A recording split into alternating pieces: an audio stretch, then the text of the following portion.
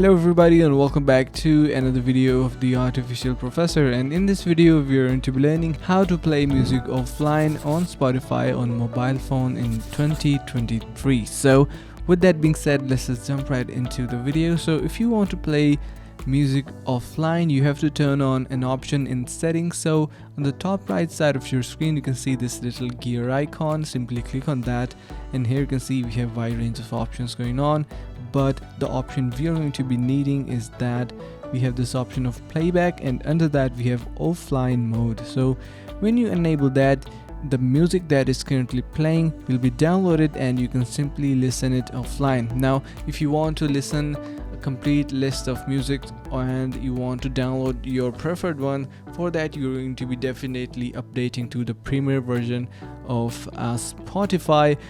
Basically you have to purchase that, and that's how you can simply download them. You will have that little switch on top in your liked songs to download your songs, and you can listen them completely offline. But this is the option that you need to enable for listening the music offline.